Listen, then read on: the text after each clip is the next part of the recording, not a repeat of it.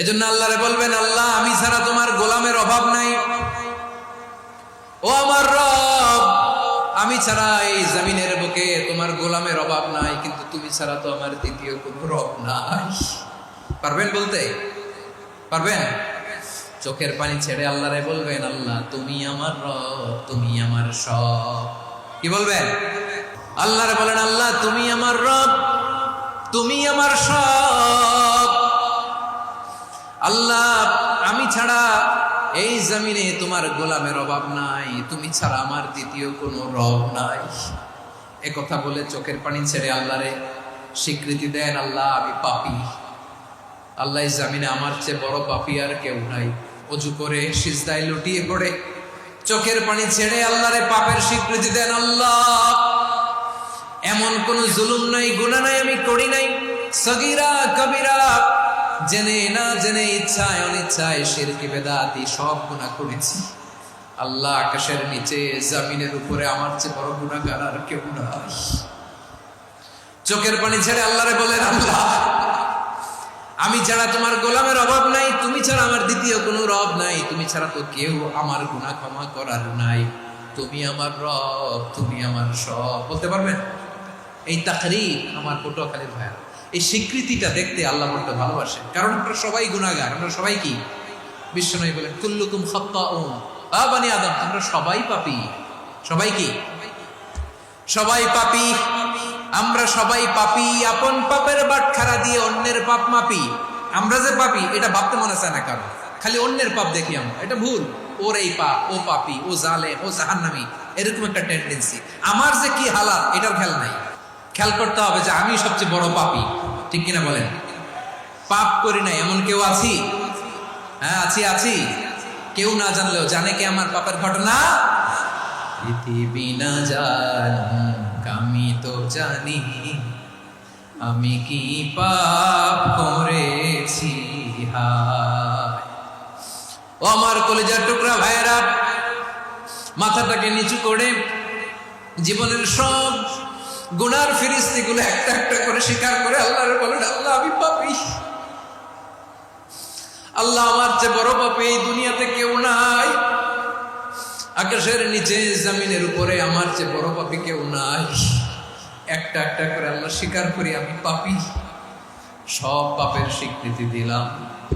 পৃথিবী না জানুক আমি তো জানি, আমি কি পাপ করেছি।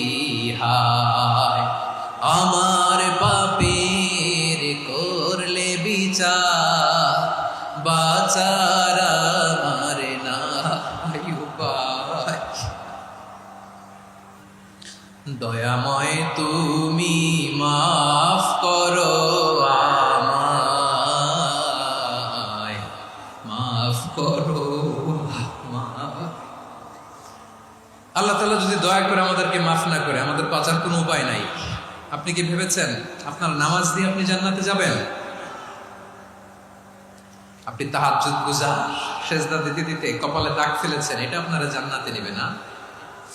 আপনি এলাকার সবচেয়ে বড় হাতেম তাই দানশীল, এই দানের ভরসায় বসে আছেন। কশিন কালো আমাদের নামাজ, আমাদের রোজা, আমাদের ইবাদত, এগুলোকে মিজানের পাল্লায় উঠালে কোনো ওজনই হবে না। তবে আমাদের একটা কৌশল জানা আছে, আমরা আল্লাহর রহমতের ভিখারি। আমরা সেদিন আগেই গুনার স্বীকৃতি দিয়ে দেব। আমরা বলবো, আল্লাহ তুমি প্রশ্ন করার আগে তোমার একটা কথা বলি, আমারে কিছু জিজ্ঞেস করো না, আমি সব করেছি। এমন কোন পাপ নাই যে পাপ আমারে দিয়ে হয় নাই।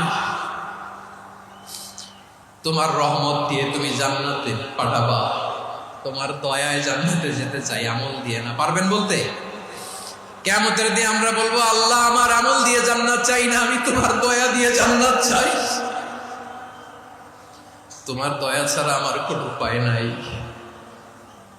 কারণ আল্লাহ যদি বিচার করে বাঁচার কারো উপায় নাই। আল্লাহ যদি বলে ফেলেন তুই এটা করলি কেন, ওখানে গেলি কেন, কোরআনে 1000 বার নিষেধ করলাম তারপরেও এই পাপে জড়ালি কেন, এরকম প্রশ্ন ছুড়ে দিলে আমার উত্তর আছে? বাঁচার কোনো উপায় আছে? রোজ হাসরে হে আল্লাহ আমার করোনা বিচার আল্লাহ, করোনা বিচার। বিচার চাহি না তব দয়া চাহি, এ গুনাহগার করোনা বিচার। আপনার আমল দিয়ে জান্নাতে যাবেন? কি দিয়ে যাবেন? আল্লাহর দয়া দিয়ে। আল্লাহর রহম আর দয়া ছাড়া কেউ জান্নাতের চেহারাও দেখতে পাবে না। আমার প্রিয় ভাইরা, এই দোয়া আল্লাহর কাছে পছন্দনীয় হওয়ার কারণ তিনটা। দোয়ার প্রথম অংশে আছে তাওহীদ, আল্লাহর একত্ববাদের ঘোষণা। এই দোয়ার দ্বিতীয় অংশ আছে তাসবিহ, আল্লাহর প্রশংসা সূচক বাণী। এই দোয়ার 3 নাম্বার অংশ পাপের স্বীকৃতি।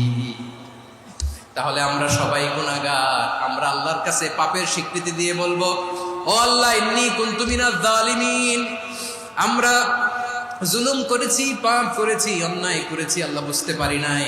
শয়তানের ওয়াসওয়াসায় পড়ে, বন্ধুর পাল্লায় পড়ে, নফসের খায়েশ মেটাতে যে আল্লাহ করে ফেলেছি। তুমি গুনাহ না মাফ না করলে আমাদের গুনাহ মাফ করার দ্বিতীয় কেউ নাই। ঠিক কিনা বলেন? এভাবে অনুতপ্ত হয়ে যদি আল্লাহর কাছে দোয়া করেন, দেয়ালে পিঠ থেকে গেছে, কোন রাস্তা নাই বের হওয়া, ওই মুহূর্তেও আপনাকে বিপদ থেকে উদ্ধার করবে কে? বিশ্বনবী চরম বিপদে পড়লে দুটা দোয়া পড়তেন। প্রথম হলো এটা, লা ইলাহা ইল্লা আনতা সুবহানাকা ইন্নী কুনতু মিনাল জালিমিন। এই দোয়াটা আমরা বেশি বেশি পড়ব প্রিয় ভাইরা। রাজি আছেন? সবাই আওয়াজ করে পড়ুন ইনশাআল্লাহ। আমার প্রিয় ভাইয়েরা, বিপদে পড়লে বিশ্বনবী আরো একটা দোয়া পড়তেন, লা ইলাহা ইল্লাল্লাহুল আযীমুল হালিম, লা ইলাহা ইল্লাল্লাহু রাব্বুল আরশিল আযীম, লা ইলাহা ইল্লাল্লাহু রাব্বুস সামাওয়াতি ওয়াল আরদি ওয়া রাব্বুল আরশিল কারীম। আল্লাহ ছাড়া কোনো উপাস্য নাই, তিনি সুমহান, মহাসহিষ্ণু। আল্লাহ ছাড়া কোনো উপাস্য নাই, তিনি সুমহান, আরশের অধিপতি। আল্লাহ ছাড়া কোনো উপাস্য নাই, তিনি আকাশের মালিক, জমিনের মালিক, তিনি সুবিশাল, আরশের অধিপতি। সুবহানাল্লাহ পড়েন। এই দোয়াটা কেউ যদি পড়ে যদি এর ওসিলা করে দোয়া করে, তাকে বিপদ থেকে মুক্তি দেয় কে? আবার আল্লাহ বললেন, আম্মাই ইউজিবুল মুফতাররা ইযা দাআহু ওয়া ইয়াকশিফুস সুআ ওয়া ইয়াজআলুকুম খুলাফাআল আরদ আইলাহুম মা'আল্লাহ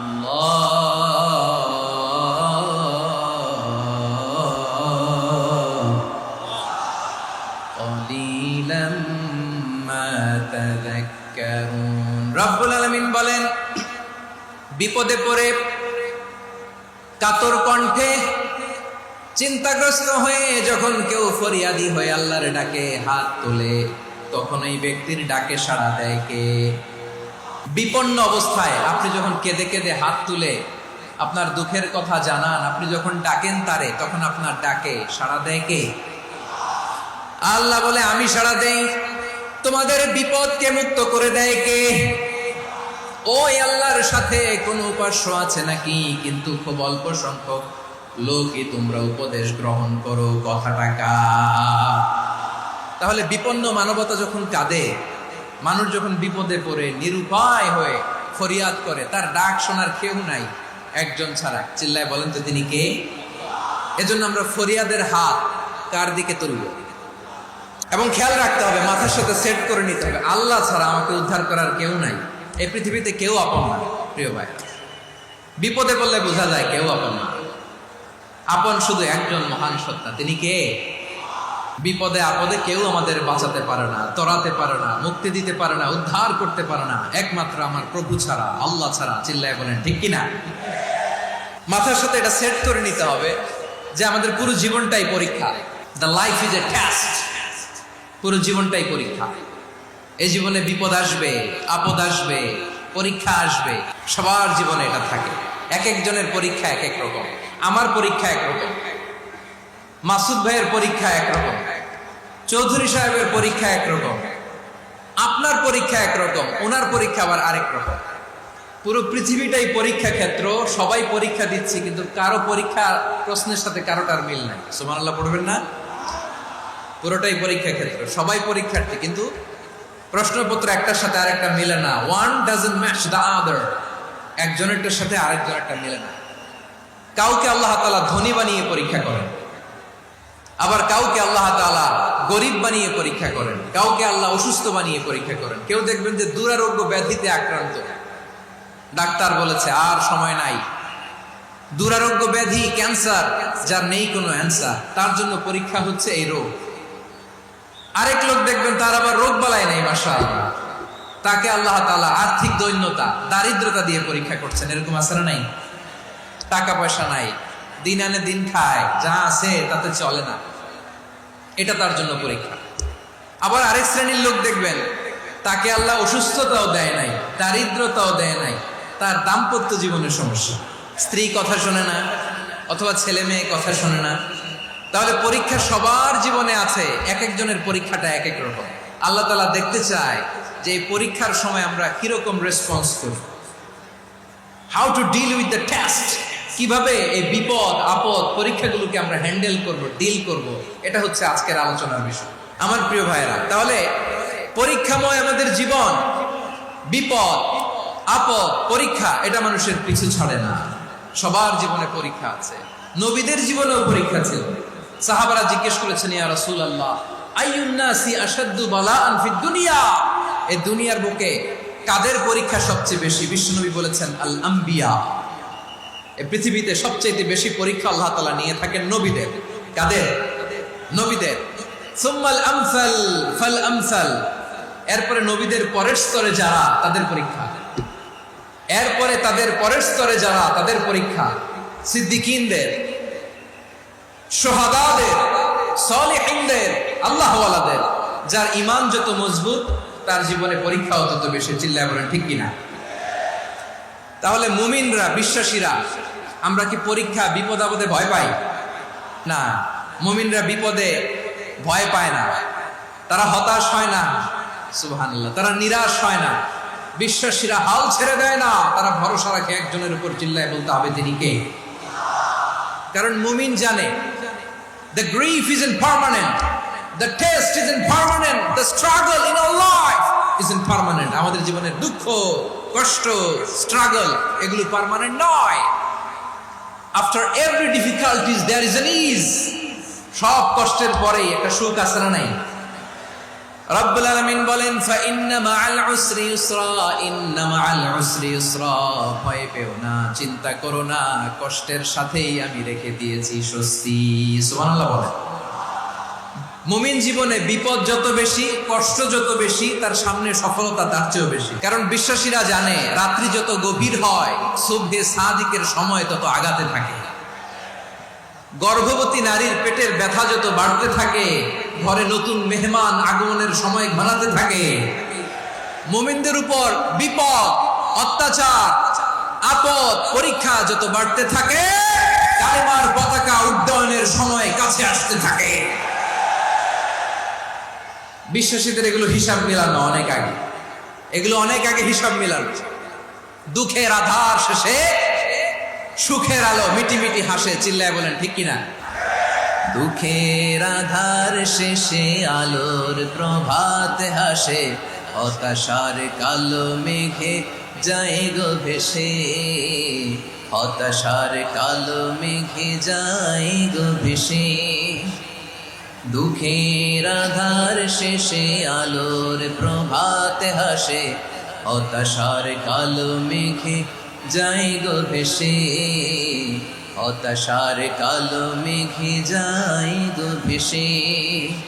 কোরআনের পাতায় পাতায় দেখো, ঈমানের পথ ঢাকা ব্যথার কাটায়। কোরআনের পাতায় পাতায় দেখো, ঈমানের পথ ঢাকা ব্যথার কাটায়। ভেঙে পড়ো না কভু হতাশ হয়ে, ভেঙে পড়ো না কভু হতাশ হয়ে, জ্বলে পুড়ে খাঁটি সোনা হগো শেষে, জ্বলে পুড়ে খাঁটি সোনা হগো শেষে। দুঃখের আধার শেষে আলোর প্রভাত হাসে, হতাশার কালো মেঘে যাই গো ভেসে, হতাশার কালো মেঘে যাই গো ভেসে। পরীক্ষা যত বেশি, কষ্ট যত বেশি, সুখের সময় তত কাছাকাছি চিল্লায় বলতে হবে, ঠিক কিনা? এজন্য মুমিন জীবনে পরীক্ষা বেশি, মুমিনদের হতাশা নাই। মুমিনরা নিরাশ হয় না, হতাশ হয় কাফিররা।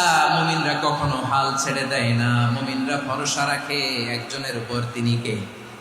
তাহলে আমার প্রিয় পটুয়াখালীবাসী, বিপদ থাকবে, পরীক্ষা থাকবে, এই বিপদ থেকে আমাদেরকে উদ্ধার করবেন একজন, তিনি কে?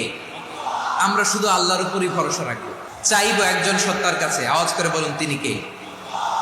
একজন সত্তার কাছে চাইবে। বিশ্বনবী ওনার চাচাতো ভাই আব্দুল্লাহ ইবনে আব্বাস রাদিয়াল্লাহু তাআলা আনহুকে বললেন, ইয়া আব্দুল্লাহ ইবনে আব্বাস, হে আব্দুল্লাহ ইবনে আব্বাস, ইদা সাআলতা ফাসআলিল্লাহ, যখন চাইবে আল্লাহর কাছে যাও। ও আব্দুল্লাহ, যখন চাইবা আল্লাহর কাছে চাও। ওয়া ইদা ইসতাআনতা ফাসতাইন বিল্লাহ, যখন সাহায্য চাইবা আল্লাহর কাছে ফরিয়াদ করো। জেনে রেখো ও আব্দুল্লাহ, ওয়া'লাম আন্নাল উম্মাতা লাউ ইজতামাআত আলা আন ইয়ানফাউকা বিশাইইন লাম ইয়ানফাউকা ইল্লা বিশাইইন ক্বাদ কাতাবাহু আল্লাহু লাক। ও আব্দুল্লাহ, জেনে রেখো, মনে রেখো, গোটা বিশ্বের সবাই মিলে যদি তোমার উপকার করতে চায়, ততটুকুই তারা করতে পারবে যতটুকু আল্লাহ তোমার নসিবে সেটা লিখে রেখেছে, ঠিক কিনা বলেন? আর যদি গোটা বিশ্বের সবাই মিলে তোমার বিরুদ্ধে কনস্পাইরেসি করে, ষড়যন্ত্র করে, গোটা বিশ্বের সবাই মিলেও যদি তোমার ক্ষতি করতে চায়, ততটুকুই শুধু পারবে যেটা আল্লাহ তোমার জন্য বরাদ্দ রেখেছে। যতটুকু আল্লাহ তাআলা তোমার জন্য বরাদ্দ রেখেছে অতটুকুই ক্ষতি করতে পারবে, আর এক চুল বেশিও করতে পারবে না, কমও করতে পারবে না। চিল্লায় বলেন, ঠিক কিনা? এজন্য আমরা চাইবো কার কাছে? সব সময় আমরা আল্লাহর কাছে চাইবো, বিপদে আপদে, সুখে দুঃখে, সচ্ছল অবস্থায় অসচ্ছল অবস্থায়, পরাজয়ের সময় বিজয়ের সময়, সব সময় আমরা ভরসা রাখবো কার উপর? সবাই বলুন। একদল লোক আছে যারা বিপদে পড়লে আল্লাহরে ডাকে, বিপদ আসলে আল্লাহরে ডাকে, বিপদ নাই আল্লাহও নাই। বিপদে পড়লে নামাজ পড়ে, বিপদও নাই নামাজও নাই। বিপদে পড়লে জিকির করে, বিপদ যখন চলে যায় ওদের জিকিরও বন্ধ হয়ে যায়। এরকম আছে না নাই? কিছু লোক দেখবেন পরীক্ষা আসলে নামাজ পড়ে, দেখবেন পরীক্ষার সময় নামাজ পড়ে, পরীক্ষাও নাই নামাজও আছে। এরকম কিছু লোক আছে অসুস্থ হলে আল্লাহরে বড্ড ভালোবাসে, আল্লাহরে খুব ডাকে। অসুস্থ হইলে অসুস্থতাও নাই, আল্লাহ স্মরণও নাই। দেখবেন কিছু লোক নির্বাচন আসলে খুব আল্লাহওয়ালা হয়ে যায়, তখন দেখবেন মাথার মধ্যে হেজাব লাগায়, পাঞ্জাবি লাগায়, আল্লাহওয়ালা হয়ে যায়। নির্বাচনও নাই, এরপরে আল্লাহর কথাও নাই। আছে না নাই? না, এরকম হওয়া যাবে না। সব সময় আমরা আল্লাহরে ডাকবো, বিপদে আপদে সব সময় ভরসা রাখবো আমরা একজনের উপর। আওয়াজ করে বলেন, তিনি কে? এ কথাই আল্লাহ তাআলা আমাদের চোখে আঙ্গুল দিয়ে জানিয়ে দিলেন, ফাইদা রাকিবু ফিল ফুলকি দা'আউল্লাহ মুখলিসিনা লাহুদ্দিন ফালাম্মা নাজ্জাহুম ইলাল বাররি ইযা হুম ইউশরিকুন। আল্লাহ বলে, একদল লোক আছে তারা যখন নৌযানে চড়ে, জলযানে চড়ে, সাগরের মধ্যে যখন জাহাজে চড়ে, লঞ্চে চড়ে, তারা যখন তুফানের সম্মুখীন হয় তখন তারা আল্লাহরে বড্ড বেশি ডাকে, একান্ত ভাবে ডাকে, বিশুদ্ধ চিত্তে ডাকে। আবার তুফান থেকে তাদেরকে সেফ জোনে নিয়ে, নিরাপদ জোনে নিয়ে যখন বন্দরে আমি আল্লাহ তাদেরকে ভিড়িয়ে দেই, ওই লোকগুলো আবার আমি আল্লাহর সাথে শিরিক করে। এরকম আছে না নাই? জাহাজে উঠছে, সাগরের মাঝখানে তুফান, ওই সময় দেখবেন আল্লাহ কারে কয়। এই কথা তো আপনাদেরকে বোঝানো সহজ, আপনারা তো নদীর দেশের মানুষ। আচ্ছা, লঞ্চে উঠে তুফানের সম্মুখীন হয়েছেন, জলোচ্ছ্বাস, সবাই আমার বলার দরকার নাই, বলেন, মাঝ নদী, তুফান, জলোচ্ছ্বাস, জলের মধ্যে উচ্ছ্বাস, ঢেউ, টর্নেডো, সাইক্লোন, মেঘের ঘনঘটা, পরিবেশ ঘুটঘুটে অন্ধকার, লঞ্চ একবার এদিকে আরেকবার ওইদিকে, ভিতরে কি অবস্থা হয় বলেন তো? তখন মুসলিম আল্লাহর ডাকে, হিন্দু আল্লাহর ডাকে, ঠিক কিনা বলেন? আস্তিক আল্লাহরে ডাকে, নাস্তিক আল্লাহরে ডাকে, ঠিক কি না? লঞ্চের ভেতর, স্টিমারের ভেতর কান্নারে রোল পড়ে যায়, চিৎকারের রোল পড়ে যায়, সবার মুখ দিয়ে শুধু একটা আওয়াজ, লা ইলাহা লা ইলাহা লা ইলাহা সুবহানাল্লাহ আলহামদুলিল্লাহ লা ইলাহা। আল্লাহ নামের জিকির করবে যারা, আল্লাহর কাছে প্রিয় তারা, আল্লাহর কাছে প্রিয় যারা, জান্নাতে প্রবেশ করবে তারা, জোরে লা ইলাহা লা ইলাহা ইল্লাল্লাহ লা ইলাহা ইল্লাল্লাহ মুহাম্মাদুর রাসূলুল্লাহ সাল্লাল্লাহু আলাইহি ওয়াসাল্লাম। আমার প্রিয় পটুয়াখালীবাসী, তাহলে লঞ্চের ভেতরে যখন আমরা তুফানের মধ্যে পড়ি, তখন সবাই মিলে আমরা একটা নামের জিকির করি। নামটা কার? মুসলমানেরাও ডাকে, হিন্দুরাও ডাকে, আস্তিকও ডাকে, নাস্তিকও ডাকে, সবাই ডাকে একজনকে। তিনি কে? আবার দেখবেন ওই আল্লাহ তুফানের পরে, ঝড়ের পরে ওই লঞ্চটাকে যখন সদর ঘাটে ফিরিয়ে দেয়, আবার আমরা নাফরমানি শুরু করে দেই। সে কোথায় আল্লাহ বললেন, ফাইদা রাকিবু ফিল ফুলকি দা'আল্লাহা মুখলিসিনা লাহুদ্দিন ফালাম্মা নাজ্জাহুম ইলাল বাররি ইযা হুম ইউশরিকুন। সাগরে যখন তুফানে পড়ে আমি আল্লাহর ডাকে, আবার আমি আল্লাহ যখন বাঁচিয়ে দেই, আবার আমি আল্লাহর সাথে শিরিক শুরু করে। আমরা কি এরকম হতে চাই নাকি? বিমানের মধ্যে মাঝে মাঝে দেখবেন যে এয়ার টার্বুলেন্স হয়, জানেন? এয়ার টার্বুলেন্স জানেন তো? মাঝে মাঝে বিমানটা বাউন্সিং করে, বাম্পি, ভেরি বাম্পি ওয়েদার। শোনেন নাই? 40,000 ফিট উপরে যখন থাকে, তখন পাইলট মাঝে মাঝে বলে, dear passengers, ladies and gentleman, right now we are flying 40,000 feet above the ground and we are passing very air turbulence, very heavy air turbulence right now. Please fasten your seat belts. দেখবেন মাঝে মাঝে বলে যে, ভদ্র মহিলা, ভদ্র মহোদয়গণ, আমরা 40,000 ফিট উপর দিয়ে যাচ্ছি আর এয়ার টার্বুলেন্স ফেস করছি, মেহেরবানি করে আল্লাহর হস্তে সিট বেল্ট বাঁধুন।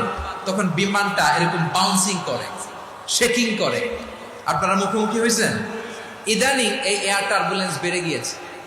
গত বছর আমার ইন্টারন্যাশনাল অনেকগুলো ফ্লাইট ছিল, তো আমি দেখলাম যে আগের ফ্লাইটগুলোর তুলনায় এখন এয়ার টার্বুলেন্স খুব বেশি। আমি একটু রিসার্চ করে দেখলাম, ক্লাইমেট চেঞ্জের কারণে, জলবায়ু পরিবর্তনের কারণে আকাশের বাতাসের মুভমেন্টে পরিবর্তন হয়েছে, ফলে এখন বিমান শেকিং করে বেশি, বাউন্সিং, বাম্পি ওয়েদার। তো বলেন তো, 40,000 ফিট উপরে যখন আপনি, কয় হাজার ফিট? 40,000 ফিট উপরে যখন আপনি, তখন যখন বিমানটা এরকম বাউন্সিং করে, সবাই যখন ভমিটিং করে বিমান নষ্ট করে দেয়, বমি করে, তখন বাঁচানোর কে আছে আল্লাহ ছাড়া? কেউ আছে? ওই মুহূর্তেও সবাই মিলে একজনের ডাকে আওয়াজ করে বলেন, তিনি কে? মাঝে মাঝে কিছু সোশ্যাল মিডিয়ায় কিছু ভিডিও পাওয়া যায় যে হেভি যখন এয়ার টার্বুলেন্স হয়, 10 সেকেন্ড 15 সেকেন্ডের কিছু ভিডিও পাওয়া যায়, বিমানটা এরকম বাউন্সিং করছে, বাম্পি ওয়েদার, কাঁপছে, মানুষগুলো বমি করছে, অক্সিজেন মাস্কগুলো সব ঝুলে পড়েছে, বিমানটা শুধু কাঁপছে। তখন দেখবেন বিমানের ভেতরেও এরকম লঞ্চের মতো চিৎকার আছে না নাই? বিমানের ভেতরেও তখন চিৎকার। গত বছর হিথ্রো এয়ারপোর্ট থেকে সিঙ্গাপুর এয়ারলাইন্সের একটা ফ্লাইট, হিথ্রো টু চাঙ্গি, একটা ফ্লাইটে এমন বেশি এয়ার টার্বুলেন্সের শিকার হয়েছিল ওই এয়ারক্রাফটটা, 33 জন যাত্রী সেখানে আহত হয়েছে, একজন যাত্রী নিহত হয়েছে। কেবিন ক্রুজ, এয়ার হোস্টেস যারা আছে, একজনের নাক ফেটে, চোখ ফেটে, কপাল ফেটে, ব্লিডিং হয়ে শয়লা। প্রিয় ভাইয়েরা, 40,000 ফিট উপরে বিমানটা যখন কাঁপবে, তখন আমাদেরকে আল্লাহ ছাড়া আর কেউ বাঁচানোর আছে? এত আস্তে বললে হবে?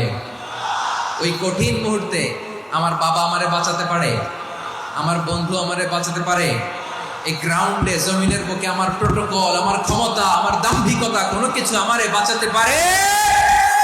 একজন ছাড়া, চিল্লায় বলতে হবে তিনি কে? সে আল্লাহ বললেন, গোলাম আমি বিপদের সময় ঠিকই তোমাদের বাঁচিয়ে দেই। ওই বিমানের ভেতরে 40,000 ফিট উপরে যখন তোমরা এয়ার টার্বুলেন্সের শিকার হও, তখন নাস্তিকও আল্লাহরে ডাকে, হিন্দু আল্লাহরে ডাকে। জোরে বলেন ঠিক কিনা? আবার বিমানটা যখন শান্ত হয়ে যায়, একটু পরেই বিমানের স্ক্রিনের মধ্যে হিন্দি সিনেমা খোঁজে। বিমানের স্ক্রিনে কিন্তু বিশাল ওখানে আফলাম ফিল্মের একেবারে বোঝাই করা। বিমানটা শান্ত হলে আবার হিন্দি সিনেমা দেখা শুরু করে। একটু আগে ডাকছিল কারে? দেখবেন বাংলাদেশে আমাদের ক্রিকেটাররা যখন অন্য কোনো দেশের সাথে খেলে, অনেক সময় এমন হয় বল বাকি একটা, রান দরকার 6টা। বল বাকি কয়টা? রান দরকার। আপনি দেখবেন ক্যামেরাম্যান তখন গ্যালারিতে খালি দেখায় দর্শকদের যে কি অস্থিরতা। হিপ হপ স্টাইলের মেয়েটা, যে মেয়েটার ওড়না এতক্ষণ ছিল গলায়, এতক্ষণ কই ছিল, ওই মেয়েটা দেখবেন ওড়নাটা টেনে মাথায় দিয়ে এরকম মোনাজাত ধরতেছে, আল্লাহ আল্লাহ একটা ছক্কা, আল্লাহ আল্লাহ আমার লাল সবুজের পতাকারে তুমি অপমানিত কইরো না আল্লাহ, ইন্ডিয়ার সাথে আমাদের খেলা, আল্লাহ আল্লাহ একটা ছক্কা, একটা একটা।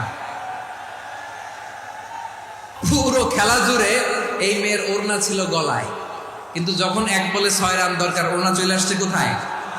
মাথায়। আবার মুনাজাত আসরে নাই। ঠিকই বাংলাদেশের দামাল ছেলে এমন এক শট মারলো, বল চলে গেল স্টেডিয়ামের বাইরে, ছক্কা, জিতে গেলাম আমরা। পুরো স্টেডিয়াম জুড়ে চিৎকার, হই হুল্লোড়, মৌজ মাস্তি। যেই মেয়েটা মাথার মধ্যে ওড়না দিয়ে এতক্ষণ সুবহানাল্লাহ সুবহানাল্লাহ বলে আল্লাহর কাছে দোয়া করেছে, ওই মেয়ে এখন আবার ওড়না ফেলে দিয়ে নাচা শুরু করে দিয়েছে। তাহলে আল্লাহর ভয়, আল্লাহর প্রতি আস্থা, বিশ্বাস, ভালোবাসা, এটা কি ক্ষণিকের জন্য? মানে আমার যখন লাগবে তখন আল্লাহর ইউজ করবো নাকি? হ্যাঁ, বিপদে আপদে, সুখের সময় দুঃখের সময়, সচ্ছল অসচ্ছল অবস্থায় বিশ্বাসীরা ভরসা রাখে একজনের উপর। চিৎকার করে বলে পটুয়াখালী তিনি কে? সে আল্লাহ বললেন, গোলাম মনে করো না জাহাজ থেকে সদরঘাটে ভিড়িয়ে দিলাম তুমি নিরাপদ হয়ে গেছো। মনে করো না 40,000 ফিট থেকে সেফ ল্যান্ডিং এর পরে এয়ারপোর্টে নেমে গেলেই তুমি নিরাপদ হয়ে গেছো। ও মিয়া, বিপদ কি শুধু সাগরে আর আকাশে? ঘরের ভেতরও বিপদ আসতে পারে কি পারে না? এজন্য সূরা মুলক আল্লাহ বললেন, আমিনতুম মান ফিস সামাই আন ইয়াখসিফা বিকুমুল আরদা ফাইযা হিয়া তামুর। আল্লাহ বললেন, তোমরা কি ভেবেছো তোমরা নিরাপদ? আমি চাইলে ল্যান্ডস্লাইডস, ভূমিধস দিয়ে 1 লক্ষ 1 মুহূর্তে নিয়ে যেতে পারি। এক সুনামি দিয়ে থাপ্পড় মেরে 3 লক্ষ সাগরের ভেতরে ঢুকায় দিতে পারি। 1 সেকেন্ডও লাগে না আমার। أم أمنتم من في السماء أن يرسل عليكم حاصبا فستعلمون كيف نذير। আল্লাহ চাইলে আকাশ থেকে পাথর বৃষ্টি নাজিল করতে পারেন কি পারেন না? এই মুহূর্তে এখানে ভূমিকম্প দিতে পারেন কি পারেন না? আচ্ছা, ভূমিকম্প যখন হয় আমাদের কারো হুঁশ থাকে? আপনি মনে করছেন আমরা সাধারণ মানুষ, আমরা দৌড় দেই, আর প্রেসিডেন্ট প্রধানমন্ত্রী ওনারা বুঝি খাটো শুয়ে থাকে? ভূমিকম্প, আর্থকোয়েক যদি হয়, বাঁচার জন্য আমরা কি করি? হয় খাটের তলায়, ডাইনিং টেবিলের নিচে, উপরে শক্ত কিছু আছে এটার নিচে, অথবা ঘর থইয়া দেও দৌড়। তো প্রধানমন্ত্রী উনি কি করে? প্রেসিডেন্ট উনি কি করে? হ্যাঁ, উনি খাটের মধ্যে যে শুয়ে থাকে নাকি? উনিও দৌড়, সাধারণ মানুষও দৌড়, প্রধানমন্ত্রীও দৌড়, বাড়িওয়ালাও দৌড়, ভাড়াটিয়াও দৌড়, সবাই দৌড়। নাকি ভাড়াটিয়ারা বাড়ি থইয়া দৌড়, বাড়িওয়ালারা আর বেরোয় না? এরকম না। তাহলে যে কোনো মুহূর্তে ভূমিকম্প দিয়ে নাস্তানাবুদ করতে পারে কে? আমার প্রিয় ভাইয়েরা, আমরা নিরাপদ নই, আমরা তার দয়ায় বেঁচে আছি। কার দয়ায়? এজন্য আল্লাহ বললেন, গোলাম যে কোনো মুহূর্তে বিপদ দিয়ে তোমাদেরকে নাস্তানাবুদ করতে পারি। বিশ্বাসী বলে যদি নিজেকে দাবি করো, সব সময় ডাকতে হবে একজন সত্তাকে। বলেন তিনি কে? আপদ থেকে, পরীক্ষা থেকে, ক্যালামিটি থেকে আমাদেরকে কেউ বাঁচাতে পারে না একজন সত্তা ছাড়া। আবারও বলেন তো তিনি কে? এবার আমরা দেখি বিষ্ণু ইসা ইসলামের জীবনে বিপদ আপদ ছিল কিনা। উনি বিপদ আসলে কিভাবে ডিল করতেন, বিপদ আসলে কোন দোয়া পড়তে হয়, কিভাবে ফরিয়াদের হাত উত্তোলন করতে হয়, কিভাবে রবের দরবারে নতজানু হয়ে ফরিয়াদ করতে হয়, এটা জানার দরকার আছে না নাই? আসলে আমরা বিষ্ণুনবীর জীবনী থেকে দেখি বিপদ আসলে উনি কি করতেন। বিপদ আসলেই প্রথমে বিষ্ণুনবী সাল্লাল্লাহু আলাইহি ওয়াসাল্লাম একটা দোয়া পড়তেন। তিনি পড়তেন ইন্না লিল্লাহি ওয়া ইন্না ইলাইহি রাজিউন। নিশ্চয় আমরা আল্লাহর জন্য, নিশ্চয় আমরা কার দিকে ফিরবো ভাই? আবার কার দিকে ফিরবো? আওয়াজ করে বলুন তো, আমরা এসেছি কার কাছ থেকে, আবারও ফিরে যাব কার কাছে? এজন্য বিষ্ণুই পড়ছেন ইন্না লিল্লাহি ওয়া ইন্না ইলাইহি রাজিউন। নিশ্চয় আল্লাহর জন্য, ওই আল্লাহর দিকেই আমরা ফিরে যাব। তারপরে বিষ্ণুই পড়তেন আল্লাহুম্মা আজুরনি ফি মুসিবাতি ওয়াখলুফ লি খায়রাম মিনহা। একসাথে প্রথমে পড়তেন ইন্না লিল্লাহি ওয়া ইন্না ইলাইহি রাজিউন, তারপর পড়তেন আল্লাহুম্মা আজুরনি ফি মুসিবাতি ওয়াখলুফ লি খায়রাম মিনহা, মানে আল্লাহ এই যে আমি বিপদে ধৈর্য ধারণ করলাম এটার সব তুমি আমারে দাও, আর যেটা হারালাম এর চেয়ে ভালো কিছু দিয়ে মেকআপ করে দিও, ভালো কিছু দিয়ে বদল করে দিও। সুবহানাল্লাহ পড়েন। তাহলে বিপদ আসলে আমরা কি পড়ব? এদেশে পরস্পরে দেখা হলে দেয় সালাম, এদেশে আমজনতার হৃদয় জুড়ে পাক কালাম, এদেশে বিপদ এলে সর্বজনে সর্বক্ষণে দোয়া পড়ে ইন্না লিল্লাহ। কি পড়ে?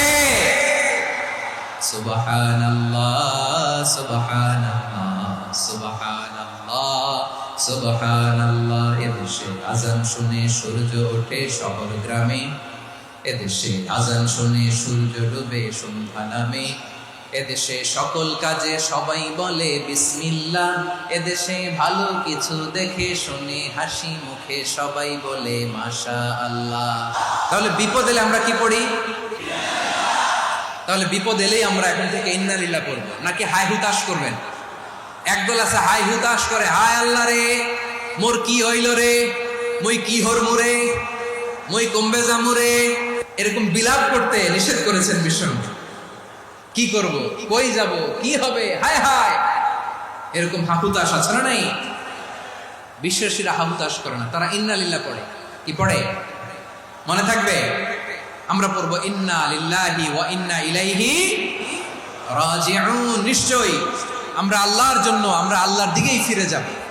এরপর পড়ব আল্লাহুম্মা আজুরনি ফি মুসিবাতি ওয়াখলুফ লি খায়রাম মিনহা।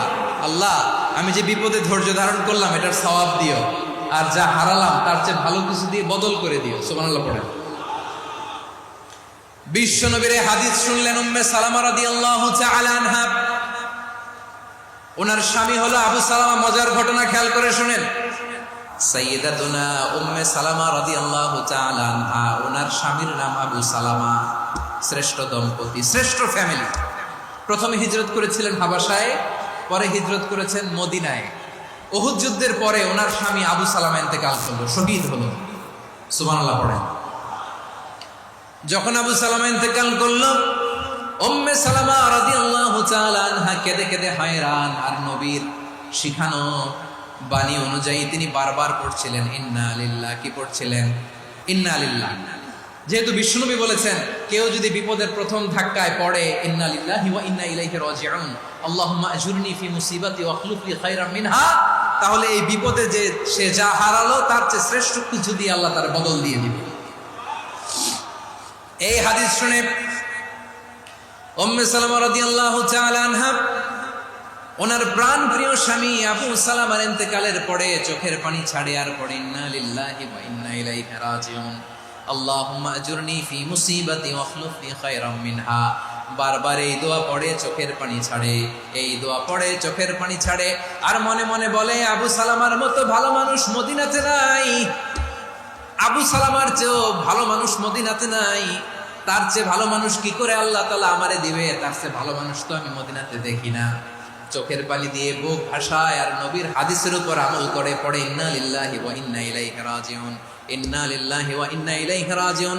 পড়তে পড়তে চোখের পানি ছাড়ে আর চিন্তা করে বিশ্বনবী বললেন এই দোয়া পড়লে যেটা হারালাম তার চেয়ে ভালো কিছু দিয়ে আল্লাহ পুরস্কার দেয়। আবু সালামের চেয়ে ভালো মানুষ মদিনার মধ্যে আর কে হতে পারে? কি আজীব তামাশা, কি অবাক করা ঘটনা! কিছুদিন পরে দেখা গেল সাইয়্যিদুল মুরসালিন রাহমাতাল লিল আলামিন স্বয়ং বিশ্ব নবী উম্মে সালামাকে বিয়ের প্রস্তাব পাঠিয়েছে। স্বয়ং বিশ্ব নবী উম্মে সালামা রাদিয়াল্লাহু তাআলা থেকে বিয়ের প্রস্তাব পাঠিয়েছেন। উনি রাজি হয়ে গেলেন, বিয়ে হয়ে গেল, উনি হয়ে গেলেন উম্মুল মুমিনিন, আমাদের মা, পুরো মুসলিম উম্মার মা। চিৎকার করে বলেন আল্লাহু আকবার। তাহলে আমার প্রাণপ্রিয় ভাইয়েরা, বিপদে পড়লে আমরা পড়বো ইন্না লিল্লাহি ওয়া ইন্না ইলাইহি রাজিউন, আল্লাহুম্মা আজুরনি ফি মুসিবাতি ওয়াখলুফ লি খায়রাম মিনহা। যারা যারা বিপদ আসলে এই দোয়াটা পড়বেন এখন থেকে, আওয়াজ করে ইনশাআল্লাহ বলেন। যা হারাইছেন তার চেয়ে শ্রেষ্ঠ জিনিস দিয়ে বদলা দিবে কে? তাহলে বিপদে পড়লেই প্রথমে আমরা এটা পড়ব, শুনে শুনে মুখস্থ করবেন। আমার মায়েরা, আমার বোনেরা, আপনাদের জন্য 3টি মাঠের অ্যারেঞ্জমেন্ট করা হয়েছে, আমি জানি। আপনারাও এই দোয়াগুলো পড়বেন, আপনার স্বামীকে শেখাবেন, সন্তানকে শেখাবেন, আপনার পুরো পরিবারটাকে জান্নাতের টুকরো বানিয়ে দিবে কে? তাহলে বিপদ আসলে প্রথমে কি পড়তে হবে এটা জেনে গেলাম। এরপরে বিপদ আসলে নিজেকে কি করে আল্লাহর কাছে সঁপে দিতে হয় এটাও জানার দরকার আছে না নাই? বিপদে প্রথমে ইন্নালিল্লাহ করলাম, ধৈর্য ধারণ করলাম, বিপদ থেকে উদ্ধারের সর্বোচ্চ চেষ্টা করলাম। আমার কাজ যখন শেষ তখন আমি আমার এই বিষয়টা আল্লাহর কাছে সঁপে দিব। কার কাছে? বিপদে বললে কেমন করে নিজেকে আল্লাহর কাছে সঁপে দিতে হয় আসলে সাইয়েদনা ইব্রাহিম আলাইহিস সালামের জীবনী থেকে জানি। আল্লাহর খলিল ইব্রাহিম আলাইহিস সালাম আমাদের মতো সমাজ ব্যবস্থা পায় নাই। আমরা জন্মের পরে আমাদের কানের ভেতরে আজান দিয়েছে কে? একামত দিয়েছে কে? আমাদের বাপদাদারা আমাদের কানে আজান দিয়েছে কি? দেয় নাই। আমাদের জন্মের পরেই তো আজান, একামত, বাড়ির পাশে মসজিদ, প্রতিদিন আজান, জুমার খুতবা, প্রতি মাসে মাসে তাফসীরুল কোরআন মাহফিল, মসজিদ, মিনারা, অভাব নাই। ঠিক কিনা বলে? আপনি যেই সুন্দর ইসলামিক এনভায়রনমেন্ট পেয়েছেন, আমাদের ইব্রাহিম খলিল উনিও কি এরকম পেয়েছিলেন? হ্যাঁ, উনি জন্মের পর পরে ওনার কানে আজান দিয়েছে কেউ? আমার প্রিয় ভাইরা, আগা গোড়া একটা শিরকি পরিবেশ উনি জন্মগ্রহণ করেছেন। উনি ছাড়া ওই তল্লাটে একজনও আল্লাহর উপর বিশ্বাসী নাই। কল্পনা করতে পারেন? গোটা তল্লাটে, গোটা দেশে বিশ্বাসী মুমিন, আল্লাহর উপর বিশ্বাস স্থাপনকারী কয়জন? সবাই বলেন কয়জন? বাকি সব মুশরিক। বাকি সব মুশরিক নিজের সাথে নিজে শক্ত বোঝাপড়া করে, অ্যানালজি করে, সেলফ কনভারসেশন করে উনি মহা সত্যের সন্ধান পেয়েছে।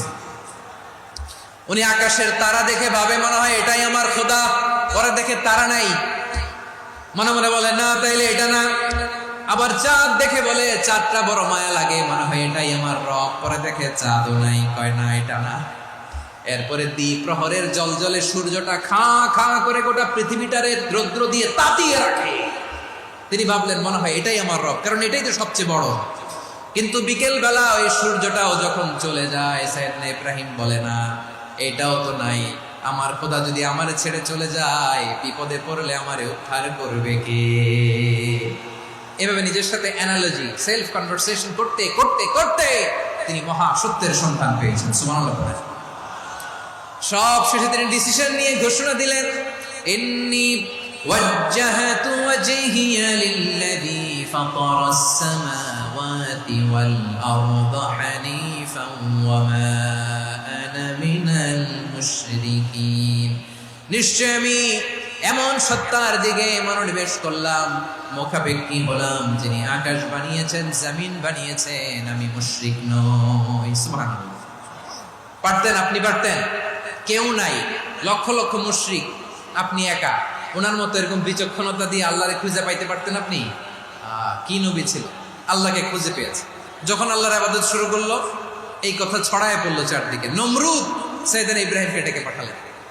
নমরুদ বলে, ইব্রাহিম তুমি নাকি মূর্তির পূজা না করে কোন নতুন রবের ইবাদত করো, কে তোমার রব? সাইয়েদনা ইব্রাহিম বললেন, রব্বি আল্লাযী ইউহয়ী ওয়া ইউমীত, আমি এমন রবের ইবাদত করি যিনি জীবন দেন, যিনি মৃত্যু দেন। নমরুদ বলে, তাই নাকি? তোমার রব জীবন দেয়, মৃত্যু দেয়, আর এটা তো আমি দেই। আমিও তো জীবন দেই, আমিও তো মৃত্যু দেই। সাইয়েদনা ইব্রাহিম বললেন, কেমন করে তুমি জীবন দাও, মৃত্যু দাও, একটু দেখাও তো।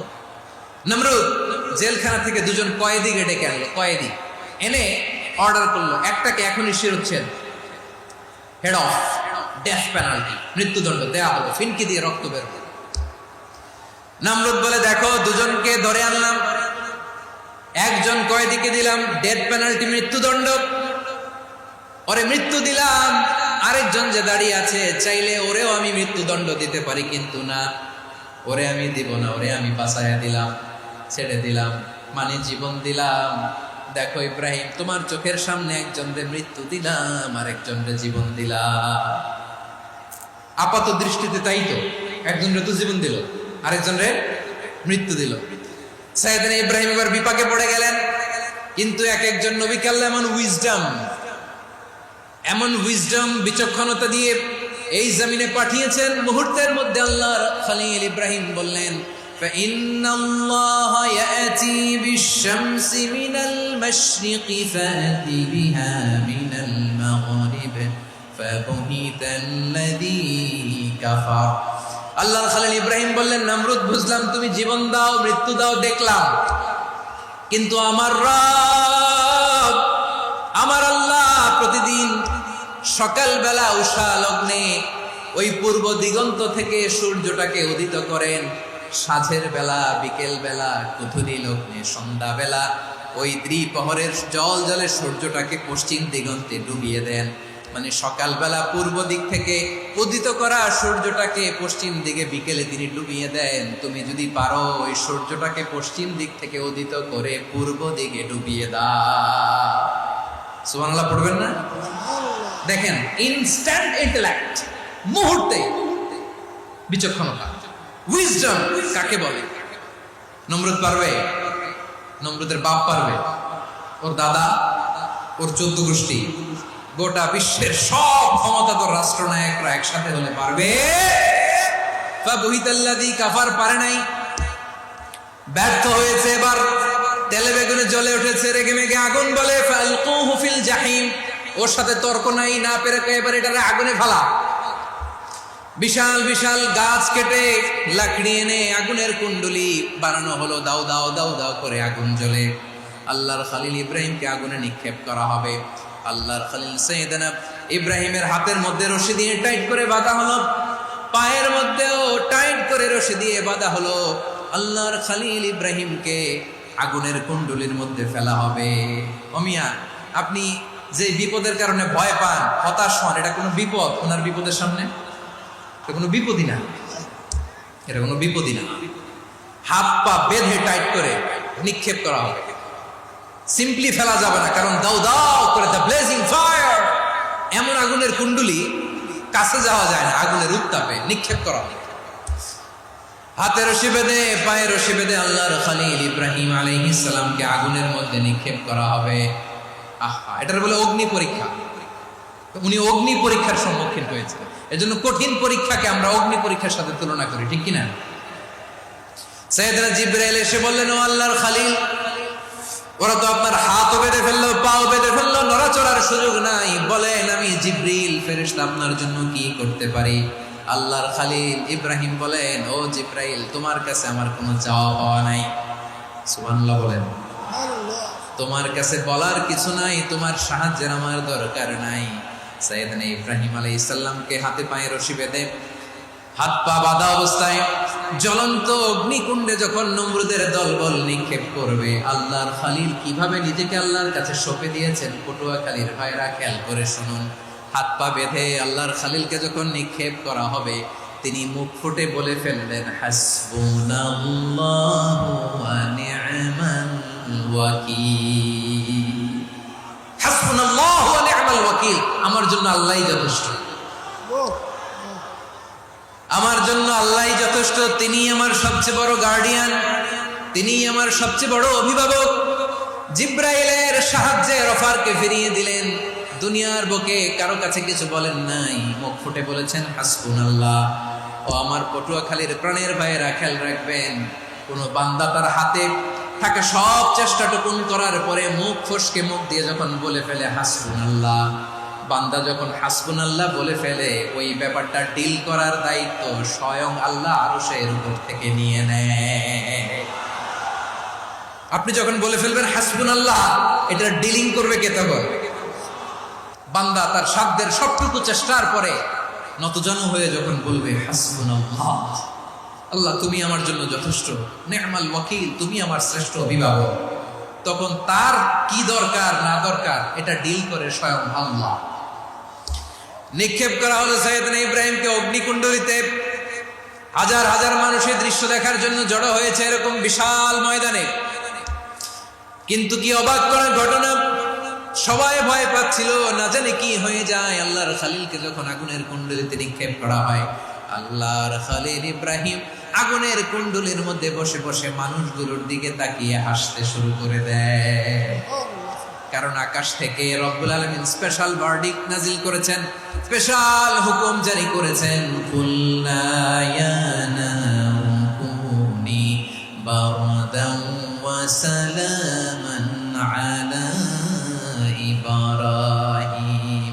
ও আগুন খবরদার, সৃষ্টির শুরু থেকে তোকে একটা ধর্ম আমি বাতলে দিয়েছিলাম, তোর ধর্ম, আগুনের ধর্ম হলো যা পাবে জ্বালিয়ে ছারখার করবে। আল্লাহ বলল, আগুন তোর ধর্ম দিয়েছিলাম, তুই সব জ্বালিয়ে পুড়িয়ে ছারখার করে দিবি, কিন্তু ক্ষণিকের জন্য আমি তোর জ্বালিয়ে দেওয়ার ক্ষমতাটাকে কেড়ে নিলাম, জ্বালিয়ে ভস্ম করে দেওয়ার ক্ষমতা আমি কেড়ে নিলাম। কুনি বারদান, ঠান্ডা হয়ে যা, কিন্তু এত বেশি ঠান্ডা হবি না আবার আমার ইব্রাহিমের জন্য সর্দি লেগে না যায়। সুবহানাল্লাহ, এত আস্তে বললে হবে? কুনি বারদান, বারদ মানে বরফ, ঠান্ডা, ঠান্ডা হ, কিন্তু এত ঠান্ডা হবি না যাতে আমার ইব্রাহিমের কষ্ট হয়। আগুন বলে, আল্লাহ একবার বললাম ঠান্ডা হ, আবার বলো এত ঠান্ডা হবি না যাতে খালিলের সর্দি না লাগে। কেমন ঠান্ডা হব, কেমন এনভায়রনমেন্ট তৈরি করে দেব বলো। আল্লাহ বললেন, সালামান আলা ইব্রাহিম, আমার খালিল আমার ইব্রাহিমের জন্য তুই জান্নাতের গুল বাগিচা হয়ে যা। ও ভাই, নবী মুসার মতো ঈমান হলে রাস্তা হবে সাগর জলে, নবী ইউসুফের মতন ঈমান হলে একে একে দরজা খোলে। নবী ইব্রাহিমের মতন ঈমান যদি আজও থাকে বিদ্যমান, অগ্নিকুণ্ডে দেখতে পাবে খুবসুরত এক ফুল ভাগা। কুলনা ইয়া নারু কুনি বারদান ওয়া সালামান আলা ইব্রাহিম। বান্দা যখন মুখ দিয়ে বলে হাসবুনাল্লাহ, আমার আল্লাহ আমার জন্য যথেষ্ট, এই বলে যখন নিজেকে সঁপে দেয়, তার কি লাগবে ওই দায়িত্ব স্বয়ং নিয়ে নেয় কে? তাহলে আমার প্রিয় ভাইরা, বিপদের শুরুতেই আমরা বলবো ইন্না লিল্লাহ। শুরুতে কি বলবো? এরপরে যেই বাক্যটা পড়ে নিজের পরিস্থিতিকে আল্লাহর দরবারে সঁপে দিব, সেটা হচ্ছে হাসবুনাল্লাহ। সেটা কি? বিষ্ণু বলেন, লা ইয়াজালু লিসানুকা রাতাবান মিন যিকরিল্লাহ, সব সময় আল্লাহর স্মরণ দিয়ে, জিকির দিয়ে জিহ্বাটারে সিক্ত রাখো। আর শয়তানু জাসিমুন আলা কলবি ইবনে আদম, শয়তান বনি আদমের কলবে খামচি মেরে বসে থাকে। ফাইদা যাকারাল্লাহ খালাসা, মানুষ যখন আল্লাহর স্মরণ করে জিকির করে শয়তান দৌড়ে পালায়। ওয়া ইদা গাফালা ওয়াসওয়াসা, যখনই বনি আদম গাফেল হয় তখনই শয়তান তার হৃদয়ে ওয়াসওয়াসা দেয়। এজন্য বিপদে পড়লে ইন্না লিল্লাহ, নিজের সব টুকুন করার পরে, নিজের রোল প্লে করার পরে নিজেকে আমরা কি বলে সঁপে দিব? সবাই বলেন, মনে থাকবে? বিপদে পড়লে প্রথমে ইন্না লিল্লাহ, এরপরে নিজেকে যখন সঁপে দিব তখন হাসবুনাল্লাহ। এরপরে কঠিন বিপদে যখন বিশ্বনবী পড়তেন তখন কি করতেন? এমন বিপদ মাঝে মাঝে হয় না, দেয়ালে পিঠ থেকে যায়, চোখে মুখে অন্ধকার, কি করব দিশা খুঁজে পাই না, এরকম হয় কখনো? বিশ্বনবী এরকম কঠিন বিপদে পড়েছেন জীবনের কিছু কিছু মুহূর্তে। ওই মুহূর্তে বিশ্বনবী স্পেশাল দুইটা দোয়া পড়তেন। এই দোয়াগুলো আপনাদেরকে জানিয়ে দেয়। বিশ্বনবী বলেন, কঠিনতম বিপদে যখন পড়বা, দেয়ালে পিঠ থেকে যায়, চোখে মুখে অন্ধকার, বাঁচার কোনো উপায় নেই, তখন পড়বা লা ইলাহা ইল্লা আনতা সুবহানাকা ইন্নী কুনতু মিনাজ জালিমিন। আল্লাহ, তুমি ছাড়া কোনো ইলাহ নাই, তুমি পবিত্র, নিশ্চয় আমি জালিমদের অন্তর্ভুক্ত। সুবহানাল্লাহ বলেন। এই দোয়া সাইয়েদনা ইউনূস আলাইহিস সালাম পড়েছিলেন যখন মাছের পেটে ছিলেন। এবং অনেক মুফাসসিরিন ইকরাম বলেছেন, অনেক আহলুল ইলমরা বলেছেন, এটা হচ্ছে ইসমে আজম। ইসমে আজম এমন দোয়া যেটা দিয়ে দোয়া করলে আল্লাহ দোয়া কবুল করে। কিন্তু এটা কোনটা, এটা নিয়ে ইখতিলাফ আছে। কোন আহলুল ইলম বলেন এই লা ইলাহা ইল্লা আনতা সুবহানাকা ইন্নী কুনতু মিনাজ জালিমিন, এটা হচ্ছে ইসমে আজম। সাইয়েদনা ইউনূস আলাইহিস সালাম পড়েছেন, আপনারা পড়েননি? এটা পড়বেন আপনারা। এই দোয়া পড়ে সাইয়েদনা ইউনূস আলাইহিস সালাম মাছের পেট থেকে রক্ষা পেয়েছিলেন। রক্ষা করেছিল কে? তুমি ইউনূস নবীরে যখন খাইলো মাছেতে গিলিয়া, ফেরেশতা পাঠাইয়া দিলে ইসমে আজম দিয়া, প্রাণে ছিল যাহার ভয় সেথা পাইল আশ্রয়, প্রাণে ছিল যাহার ভয় সেথা পাইল আশ্রয়, মাছের পেট হতে সে যে পেল পরিত্রাণ। আল্লাহ আল্লাহ তুমি জাল্লে জালালুহু, শেষ করা তো যায় না গে তোমার গুণগান। আল্লাহ আল্লাহ লা ইলাহা ইল্লা আনতা সুবহানাকা ইন্নী কুনতু মিনাজ জালিমিন। বিশ্বনবী বললেন, দেয়ালে পিঠ থেকে গেলে, চোখে মুখে অন্ধকার, বাঁচার কোনো উপায় নাই, তখন এই দোয়াটা পড়তে হবে। এই দোয়া পড়ে আল্লাহর কাছে ফরিয়াদ করলে বিপদ মুক্ত করবেন কে? কেন এই দোয়াটা আল্লাহর কাছে বড্ড প্রিয় জানেন আমার ভাইয়েরা? কারণ এই দোয়ার মধ্যে তিনটা জিনিস আছে। এক নম্বরে হচ্ছে তাওহীদ, দুই নম্বরে তাসবিহ, তিন নম্বরে তাকরীর। আই রিপিট, আবারও বলছি, এক নম্বরে তাওহীদ, দুই নম্বরে তাসবিহ, তিন নম্বরে তাকরীর। এ দোয়াটা আল্লাহর কাছে এত পছন্দনীয় কারণ এ দোয়ার প্রথম অংশে আছে তাওহীদ, আল্লাহর একত্ববাদের ঘোষণা। লা ইলাহা ইল্লা আনতা, ও আল্লাহ আপনি ছাড়া কোনো ইলাহ নাই, উপাস্য নাই। এই কথা বললে আল্লাহ বড্ড খুশি হয়ে যায়, সুবহানাল্লাহ পড়েন। এ দোয়ার দ্বিতীয় অংশে আছে তাসবিহ, মানে আল্লাহর প্রশংসা, প্রশংসা সূচক বাণী। সুবহানাক সুবহানাক সুবহানাক, ও আল্লাহ আমি আপনার পবিত্রতা ঘোষণা করছি, সুবহানাক। এই কথা শুনলেও আল্লাহ খুশি হয়ে যায়, সুবহানাল্লাহ পড়েন। এই দোয়ার তৃতীয় অংশে আছে তাকরীর, তাকরীর মানে পাপের স্বীকৃতি। তাকরীর মানে কি?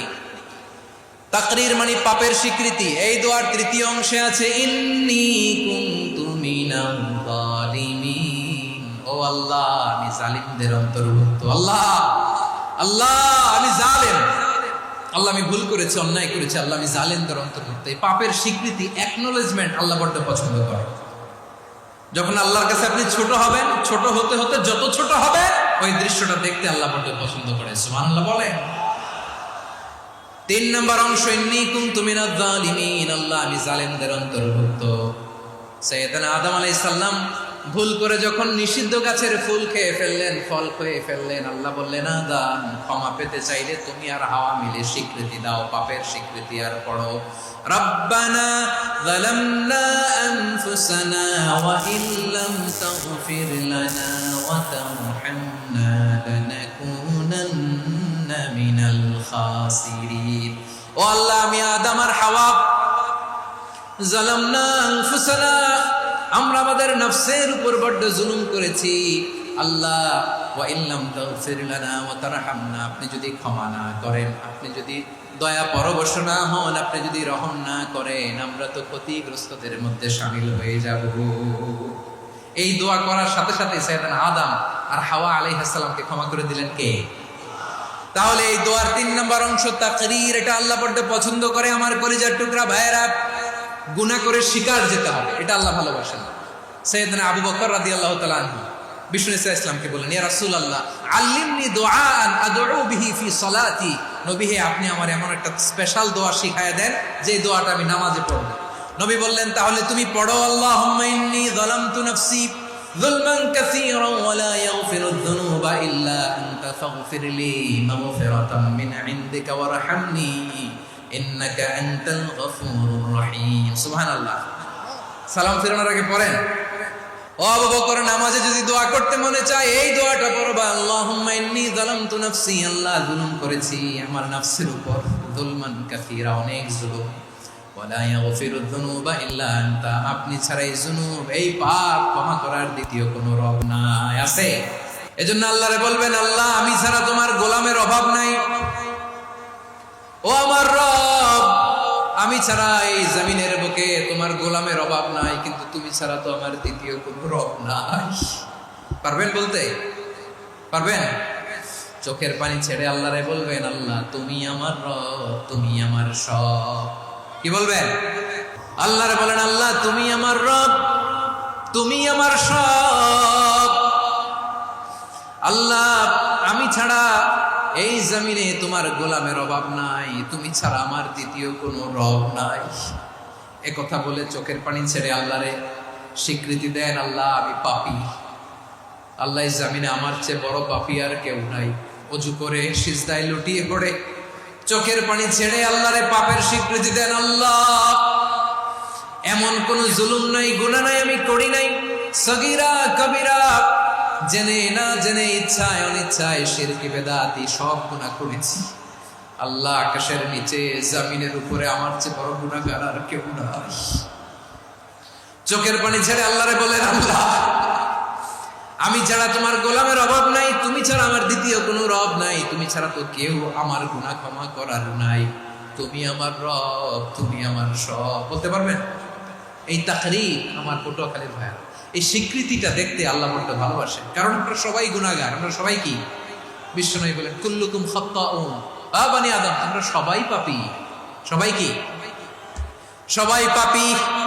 আমরা সবাই পাপী, আপন পাপের বাটখারা দিয়ে অন্যের পাপ মাপি। আমরা যে পাপী এটা ভাবতে মনে চায় না কারণ, খালি অন্যের পাপ দেখি আমরা, এটা ভুল। ওর এই পাপ, ও পাপী, ও জালেম, ও জাহান্নামী, এরকম একটা টেন্ডেন্সি। আমার যে কি হালাত এটার খেয়াল নাই। খেয়াল করতে হবে যে আমি সবচেয়ে বড় পাপী, ঠিক কিনা বলেন? পাপ করি নাই এমন কেউ আছি? হ্যাঁ আছি। কেউ না জানলেও জানে কে আমার পাপের ঘটনা? পৃথিবী না জানুক আমি তো জানি, আমি কি পাপ করেছি। হায় ও আমার কলিজার টুকরা ভাইরা, মাথাটাকে নিচু করে জীবনের সব গুনার ফিরিস্তিগুলো একটা একটা করে স্বীকার করে আল্লাহর বলেন, আল্লাহ আমি পাপী, আল্লাহ আমার চেয়ে বড় পাপী এই দুনিয়াতে কেউ নাই, আকাশের নিচে জমিনের উপরে আমার চেয়ে বড় পাপী কেউ নাই। একটা একটা করে আল্লাহ স্বীকার করি আমি পাপী, সব পাপের স্বীকৃতি দিলাম। পৃথিবী না জানুক আমি তো জানি, আমি কি পাপ করেছি। হায় আমার পাপের করলে বিচার, বাঁচার আমার নাই উপায়। দয়াময় তুমি মাফ করো আমায়, মাফ করো আমায়। আল্লাহ তাআলা যদি দয়া করে আমাদেরকে মাফ না করে, আমাদের বাঁচার কোনো উপায় নাই। আপনি কি ভেবেছেন আপনার নামাজ দিয়ে আপনি জান্নাতে যাবেন? আপনি তাহাজ্জুদ গুজার, সেজদা দিতে দিতে কপালে দাগ ফেলেছেন, এটা আপনারা জান্নাতে নেবে না। আপনি এলাকার সবচেয়ে বড় হাতেম তাই দানশীল, এই দানের ভরসায় বসে আছেন। কুশ্চিন কালো আমাদের নামাজ, আমাদের রোজা, আমাদের ইবাদত, এগুলোকে মিজানের পাল্লায় উঠালে কোনো ওজনই হবে না। তবে আমাদের একটা কৌশল জানা আছে, আমরা আল্লাহর রহমতের ভিখারি। আমরা সেদিন আগেই গুনার স্বীকৃতি দিয়ে দেব। আমরা বলবো, আল্লাহ তুমি প্রশ্ন করার আগে তোমার একটা কথা বলি, আমারে কিছু জিজ্ঞেস করো না, আমি সব করেছি। এমন কোন পাপ নাই যে পাপ আমারে দিয়ে হয় নাই। তোমার রহমত দিয়ে তুমি জান্নাতে পাঠাবা, তোমার দয়ায় জান্নাতে যেতে চাই, আমল দিয়ে না। পারবেন বলতে? কিয়ামতের দিন আমরা বলবো, আল্লাহ আমার আমল দিয়ে জান্নাত চাই না, আমি তোমার দয়া দিয়ে জান্নাত চাই। তোমার দয়া ছাড়া আমার কোনো উপায় নাই। কারণ আল্লাহ যদি বিচার করে বাঁচার কারো উপায় নাই। আল্লাহ যদি বলে ফেলেন তুই এটা করলি কেন, ওখানে গেলি কেন, কোরআনে 1000 বার নিষেধ করলাম তারপরেও এই পাপে জড়ালি কেন, এরকম প্রশ্ন ছুড়ে দিলে আমার উত্তর আছে? বাঁচার কোনো উপায় আছে? রোজ হাসরে হে আল্লাহ আমার করোনা বিচার, আল্লাহ করোনা বিচার, বিচার চাহি না তব দয়া চাই, এ গুনাহগার করোনা বিচার। আপনার আমল দিয়ে জান্নাতে যাবেন? কি দিয়ে যাবেন? আল্লাহর দয়া দিয়ে, আল্লাহর রহম আর দয়া ছাড়া কেউ জান্নাতের চেহারাও দেখতে পাবে না। আমার প্রিয় ভাইরা, এই দোয়া আল্লাহর কাছে পছন্দনীয় হওয়ার কারণ তিনটা। দোয়ার প্রথম অংশে আছে তাওহীদ, আল্লাহর একত্ববাদের ঘোষণা। এই দোয়ার দ্বিতীয় অংশ আছে তাসবিহ, আল্লাহর প্রশংসা সূচক বাণী। এই দোয়ার 3 নাম্বার অংশ পাপের স্বীকৃতি। তাহলে আমরা সবাই গুনাহগার, আমরা আল্লাহর কাছে পাপের স্বীকৃতি দিয়ে বলবো, ও আল্লাহ, ইন্নী কুনতু মিনাজ জালিমিন, আমরা জুলুম করেছি, পাপ করেছি, অন্যায় করেছি, আল্লাহ বুঝতে পারি নাই, শয়তানের ওয়াসওয়াসায় পড়ে, বন্ধুর পাল্লায় পড়ে, নফসের খায়েশ মেটাতে যে আল্লাহ করে ফেলেছি। তুমি গুনাহ না মাফ না করলে আমাদের গুনাহ মাফ করার দ্বিতীয় কেউ নাই। ঠিক কিনা বলেন? এভাবে অনুতপ্ত হয়ে যদি আল্লাহর কাছে দোয়া করেন, দেয়ালে পিঠ থেকে গেছে, কোনো রাস্তা নাই বের হওয়া, ওই মুহূর্তেও আপনাকে বিপদ থেকে উদ্ধার করবে কে?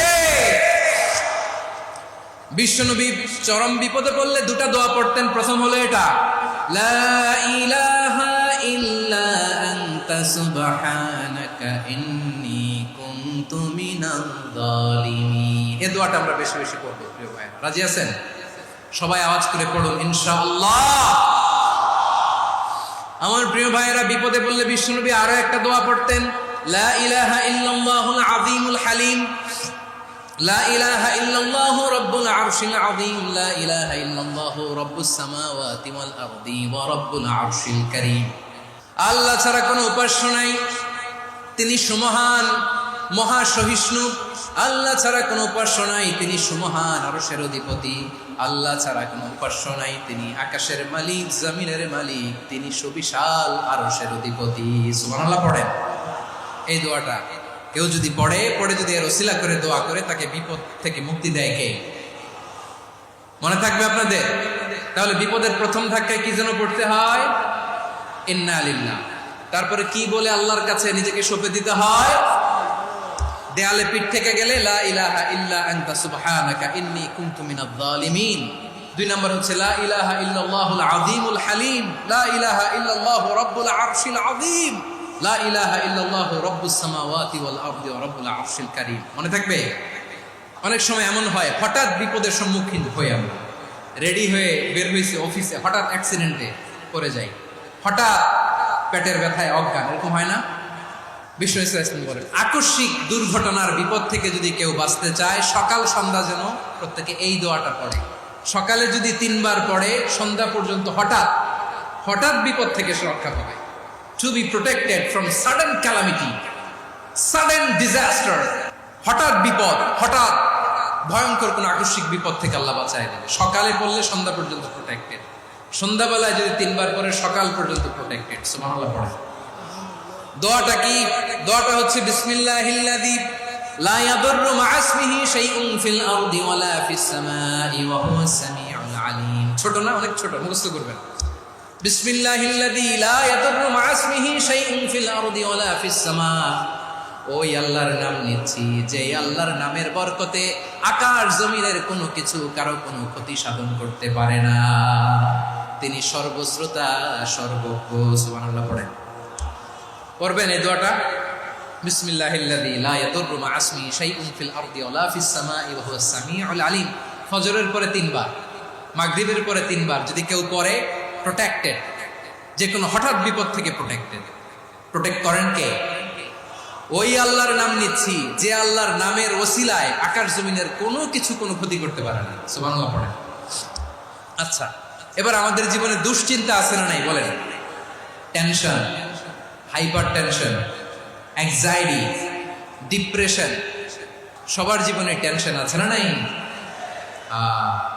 এই দুশ্চিন্তা, পেরেশানি, মারাত্মক পেরেশানি থেকে মুক্তি পাওয়ার জন্য বিষ্ণু ইসলাম 2টো দোয়া পড়তেন। কয়টা?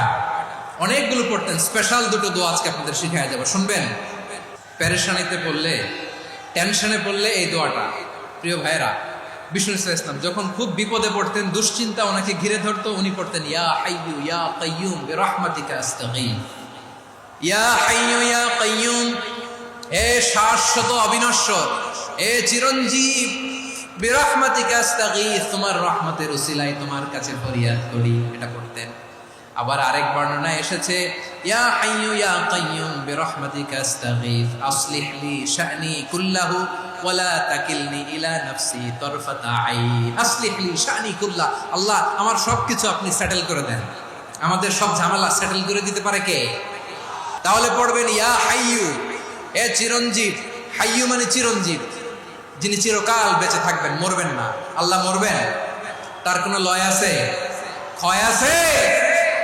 সূরা রহমানে আল্লাহ বললেন কুল্লু মান আলাইহা ফানি ওয়া ইয়াবকা ওয়াজহু রাব্বিকা যুল জালালি ওয়াল ইকরাম ফাবিআইয়ি আলাই রাব্বিকুমা তুকাযযিবান। জমিনে যা আছে সব ফান, ভ্যানিশ হয়ে যাবে, নিশ্চিহ্ন হয়ে যাবে, শেষ হয়ে যাবে, সব বিলুপ্ত হয়ে যাবে, একজন ছাড়া। জোরে বলেন তিনি কে?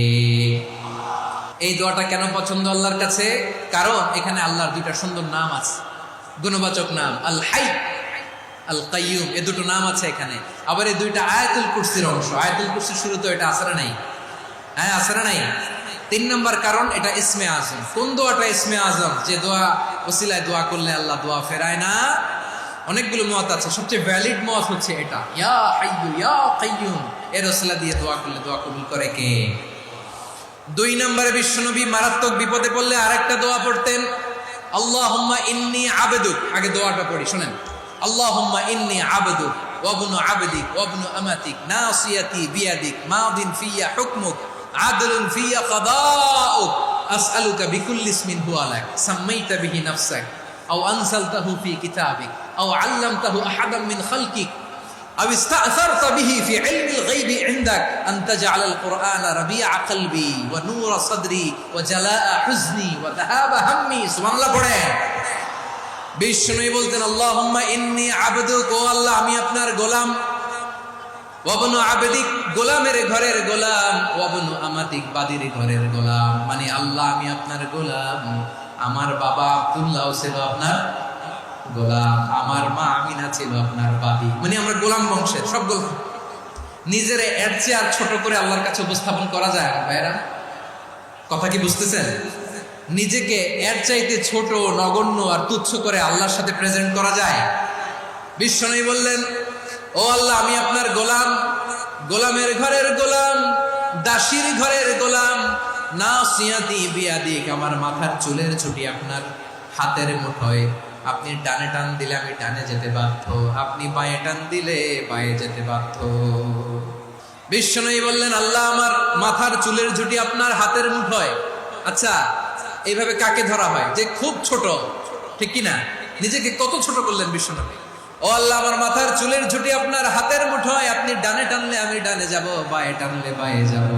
আল্লাহ আসআলুকা বিকুল্লি ইসমিন হুয়া লাক নাসিয়াতি বিয়াদিক মাদিন ফিয়া হুকমুক, আপনার নির্দেশ আমার উপর কার্যকর হবেই হবে। আদলুন ফিয়া কাদাউক, আপনার ফয়সালা, যেই ফয়সালাই আপনি আমার জন্য করেন এটাই ইনসাফ। সুবহানাল্লাহ বলেন। আমরা আল্লাহর ফয়সালায় সন্তুষ্ট হতে চাই না। কত কমপ্লেইন, আল্লাহ তুমি এটা দিলা না, ওইটা পাইলাম না, ওইটা হইল না রে, এরকম অভিযোগ, কমপ্লেইন আমাদের আছে না নাই? আর বিশ্বনবী বলতেন আদলুন ফিয়া কাদাউক, আল্লাহ আমার জন্য তোমার যেটা ফয়সালা এটাই সবচেয়ে শ্রেষ্ঠ ইনসাফ, এর চেয়ে ইনসাফ আর হতে পারে? এভাবে কায়মান বাক্যে আল্লাহর কাছে বিশ্বনবী দোয়া করতেন। এরপরে বিশ্বনবী বললেন, আল্লাহ তোমার যত নাম আছে সব নামের ওসিলায় দোয়া করি, যে নাম তুমি আমাদেরকে জানিয়েছো, যে নাম তুমি আমাদেরকে জানাও নাই, যে নাম তুমি কোরআনে নাজিল করেছো, যে নাম নাজিল করো নাই, যে নাম শুধু নবীদেরকে জানিয়েছো। আর আল্লাহর এমন কিছু চমৎকার চমৎকার সুন্দর সুন্দর নাম আছে, এই নামগুলো রব্বুল আলামিন কাউকে জানাবে না। সুবহানাল্লাহ বলেন। আমরা তো 99 নাম জানি, 100 নাম জানি আল্লাহ, কিন্তু আল্লাহর এমনও কিছু নাম আছে যেগুলো আল্লাহ বিশ্বনবীরও জানায়নি। এগুলো আল্লাহ ইলমুল গায়বে রেখে দিয়েছেন। দোয়ার সময় বলবেন, আল্লাহ তোমার যেই নামগুলো জানি, যেগুলো জানি না, যেগুলো কোরআনে আছে, যেগুলো নাই, যেগুলো নবীরে খাস ভাবে জানাইছো ওগুলোর উসিলায়, যেগুলো কোনোদিন জানাবাও না, তোমার ওই নামের উসিলাও তোমার কাছে চাই। আল্লাহ কোরআনকে আমার হৃদয়ের বসন্ত বানাও, আমার বক্ষের জ্যোতি বানাও, আমার চিন্তা দুশ্চিন্তা তুমি দূর করে দাও। বিশ্বনবী বললেন, এই কালিমাগুলো, এই বাক্যগুলো পড়ে যদি কেউ আল্লাহর কাছে ফরিয়াদ করে, তার হৃদয় থেকে দুশ্চিন্তা কাটিয়ে দিবে কে? আচ্ছা, সব শেষে বলি, ঋণের বোঝায় যারা জর্জরিত, বিষ্ণু ইসলাম চমৎকার একটা দোয়া শিখিয়েছেন। এক সাহাবীর নাম আবু উমামা, নামাজের ওয়াক্ত ছাড়া উনি মসজিদে যেয়ে বসে আছে। বিষ্ণু বললেন, কিরে আবু উমামা, নামাজের তো ওয়াক্ত হয় না, মসজিদে কি? সাহাবী বলে, হুমুমুন লাজিমাতনি ওয়া দুয়ুন, নবী গো, ঋণের বোঝায় এমন টেনশনে আছি, ঘরে থাকতে পারলাম না, মসজিদে চলে আসছে। বিষ্ণু বলেন, আমি কি তোমার এমন একটা দোয়া শিখাবো যেটা পড়লে আল্লাহ তাআলা তোমার ঋণের বোঝা হালকা করে দিবে? আবু উমামা বললেন, ইয়া রাসূলুল্লাহ, অবশ্যই শিখাবেন। বিষ্ণু বললেন, তাহলে তুমি পড়বা, আল্লাহুম্মা ইন্নী আউযু বিকা মিনাল হাম্মি ওয়াল হাযান ওয়া আউযু বিকা মিনাল জুবনি ওয়াল বুখল ওয়া আউযু বিকা মিন গালাবাতিদ দাইনি ওয়া কাহরির রিজাল। ও আল্লাহ, তোমার কাছ থেকে দুশ্চিন্তা থেকে পানাহ চাই, কৃপণতা, ভীরুতা, অলসতা, কার্পণ্যতা, এই সব কিছু থেকে, মানুষের কঠোরতা, আমার উপর মানুষের আধিপত্য এবং ঋণের বোঝা থেকে পানাহ চাই। এই দোয়াটা যখন বিশ্বনবী শিখাই দিলেন, আবু উমামা বারবার এই দোয়া করে, আল্লাহুম্মা ইন্নী আউযু বিকা মিনাল হাম্মি ওয়াল হাযান ওয়া আউযু বিকা মিনাল আজজি ওয়াল কাসাল ওয়া আউযু বিকা মিনাল জুবনি ওয়াল বুখল ওয়া আউযু বিকা মিন গালাবাতিদ দাইনি ওয়া কাহরির রিজাল। আবু উমামা বলে, এই দোয়া আমি পড়তে লাগলাম। কিছুদিন পরে দেখা গেল বিশ্বনবীর শেখানো এই দোয়ার বদৌলতে আল্লাহ তাআলা আমার সব ঋণ পরিশোধের ব্যবস্থা করে দিয়েছেন। আমার প্রিয় পটুয়াখালীর ভাইয়েরা, বিশ্বনবীর জামাতা সাইয়্যিদিনা আলী রাদিয়াল্লাহু তাআলা আনহুর কাছে এক লোক এসে বলে, হে আলী, ঋণের বোঝায় আমি জর্জরিত, আমার কিছু অর্থ দিয়ে সাহায্য করো। সাইয়্যিদিনা আলী রাদিয়াল্লাহু তাআলা আনহু বললেন, আমি কি তোমার এমন একটা দোয়া শিখাবো যেটা বিশ্বনবী আমাদের শিখিয়েছেন? এই দোয়া যদি তুমি পড়ো, লাউ কানা আলাইকা মিসলু জাবালিন কাবীরিন দাইনান আব্দুল্লাহু আনকা, পাহাড় পরিমাণে যদি ঋণের বোঝা হয়, আল্লাহ এটা পরিশোধের ব্যবস্থা করে দেবেন। ছোট্ট একটা দোয়া বিশ্বনবী শিখালেন, বললেন, তুমি পড়বা, আল্লাহুম্মা কফিনি বিহালালিকা আন হারামিকা ওয়া আগনিনি বিফাদলিকা আম্মান সিওয়াক। আল্লাহুম্মা কফিনি বিহালালিকা আন হারামিক, আল্লাহ তোমার হালাল দিয়ে আমাকে পরিতুষ্ট করো, হারাম থেকে বাঁচিয়ে রাখো, আর তোমার অনুগ্রহে মানুষের মুখাপেক্ষী যেন আমি না হই, আমি যেন সবসময় তোমার মুখাপেক্ষী হই, ওই তৌফিক দিও। সুবহানাল্লাহ পড়েন। এই দোয়া বেশি বেশি বললে ঋণের বোঝা হালকা করে দিবে কে? তাহলে প্রিয় ভাইয়েরা, বিপদে পড়লেই প্রথমে কি পড়বেন? ইন্না লিল্লাহ। কি বলে নিজেকে আল্লাহর কাছে সঁপে দিতে হয়? হাসবুনাল্লাহ। চরম বিপদে দেয়ালে পিঠ থেকে গেছে, তখন লা ইলাহা ইল্লা আনতা সুবহানাকা ইন্নী কুনতু মিনাজ জালিমিন। এরপরে লা ইলাহা ইল্লাল্লাহুল আযীমুল হালিম, এই দোয়া। আকস্মিক বিপদ, হঠাৎ যেন কোনো বিপদ আমাকে পেয়ে না বসে, এটার জন্য বিসমিল্লাহিল্লাযী লা ইয়াদুররু মা ইসমিহি শাইউন ফিল আরদি ওয়ালা ফিস সামাই ওয়া হুয়াস সামিউল আলীম। সকালে 3 বার, রাতে 3 বার। আর মারাত্মক tension, hyper tension, anxiety, depression থেকে বাঁচার জন্য 2 দোয়া, ইয়া হাইয়্যু ইয়া কাইয়্যুম, ইয়া হাইয়্যু ইয়া কাইয়্যুম, মনে থাকবে? আর আল্লাহুম্মা ইন্নী আবদুক, এই দোয়া। ঋণ থেকে বাঁচার জন্য 2 দোয়া, আল্লাহুম্মা ইন্নী আউযু বিকা মিনাল হাম্মি ওয়াল হাযান, এটা। আর আল্লাহুম্মা কফিনি বিহালালিকা আন হারামিকা ওয়া আগনিনি বিফাদলিকা আম্মান সিওয়াক। আর সব সময় পড়ার জন্য একটা আমল দিয়ে যাই, উঠতে বসতে, অফিসে যাচ্ছেন, অফিস থেকে ফিরতেছেন, বসে আছেন, শুয়ে আছেন, ছোট্ট এক শব্দে আমরা যেন বেশি বেশি পড়ি, আস্তাগফিরুল্লাহ। আল্লাহ রাসূল সাল্লাল্লাহু আলাইহি ওয়াসাল্লাম বলেন, মান লাজিমাল ইস্তিগফার, যে সব সময় এরকম ইস্তিগফারের সাথে লেগে থাকে, জাআলাল্লাহু লাহু মিন কুল্লি দিকিন মাখরাজা, আল্লাহ তাআলা তাকে কোনো বিপদে আটকান না, সে জীবনে আটকাবে না, যে কোনো বিপদে আল্লাহ তার রাস্তা বের করে দেবেন। Way out, you will get a way out, a solution. সুবহানাল্লাহ। ওয়া মিন কুল্লি হাম্মিন ফারাজা, দুশ্চিন্তা মুক্ত হবে। ওয়া ইয়ারযুকহু মিন হাইসু লা ইয়াহতাসিব, এমন জায়গা থেকে আল্লাহ রিজিকের বন্দোবস্ত করবে যেটা সে কল্পনাও করে নাই। আওয়াজ করে পড়েন সুবহানাল্লাহ। আমার প্রিয় ভাইরা, এটা গেল নিজের বিপদ। নিজে যদি বিপদে পড়েন, অন্যের বিপদ যদি দেখেন, এটার জন্য একটা দোয়া আছে। অনেক সময় আমরা দেখি হাসপাতালে ক্যান্সারের 3rd স্টেজে চলে গেছে, লোকটা হ্যাংলা হয়ে, চিকন হয়ে, হায়রে কি কষ্ট পায়, দেখি না? বিষ্ণু বলে, একটা দোয়া যদি কেউ অন্যের কোনো বিপদ দেখে পড়ে, ওই বিপদ তার জীবনে কখনো আসবে না। অনেক সময় হয় যে আমরা মহাসড়ক দিয়ে যখন চড়ি, দুর্ঘটনায়, আইরে আল্লাহ, দুর্ঘটনায় মানুষের মাথা একদিকে, দেহ আরেকদিকে, ব্লিডিং, এরকম হয় না? আল্লাহ তুমি হেফাজত করো। বিশ্বনবী বলেন, এই দুর্ঘটনা দেখে কেউ যদি এই দোয়াটা পড়ে, তার জীবনে সে কোনোদিন এরকম অ্যাক্সিডেন্টের সম্মুখীন হবে না। বিশ্বনবী বলেন, অন্যের বিপদ দেখে কেউ যদি পড়ে, আলহামদুলিল্লাহিল্লাযী আফানি মিম্মা ইবতালাকা বিহি ওয়া ফাদ্দালানি আলা কাসীরিন মিম্মান খালাকা তাফদীলা। মানে প্রশংসা সেই আল্লাহ, যে আল্লাহ তাআলা তোমাকে যেই জিনিস দিয়ে পরীক্ষা করেছে আমাকে ওইটা থেকে বাঁচিয়ে দিয়েছে। তোমাকে আল্লাহ যেই বিপদে ফেলেছে আমাকে ওই বিপদ থেকে তিনি মুক্ত রেখেছে, আর তার অনেক সৃষ্টির উপর আমাকে তিনি প্রাধান্য দিয়েছে। সুবহানাল্লাহ পড়েন। যে কোনো বিপদ, কারো ক্যান্সার দেখে যদি এই দোয়াটা আপনি বিশ্বাসের সাথে পড়েন, জীবনে কোনোদিন ক্যান্সার রোগে আক্রান্ত হবেন না। দুর্ঘটনা দেখে যদি পড়েন, ওই দুর্ঘটনা আপনাকে স্পর্শ করবে না। যে কোনো কারো বিপদ দেখে যদি কোনো বিশ্বাসী বান্দা এই দোয়া পড়ে, বিশ্বনবী বলেন লাম ইউসিবহু যালিকাল বালা, ওই বিপদ তাকে আর ধরবে না। উফিয়া মিনহু মিন যালিকাল বালা কাইনাম মা কান, সে যতদিন হায়াত পাবে কোনোদিন ওই বিপদ তাকে স্পর্শ করবে না। আমার প্রিয় ভাইরা, তাহলে পুরো আলোচনার সেন্ট্রাল থিম হচ্ছে আমাদের জীবনে বিপদ আসবে, কষ্ট আসবে, দুঃখ আসবে, কিন্তু বিপদে আপদে আমরা হাল ছেড়ে দিব না, হতাশ হব না।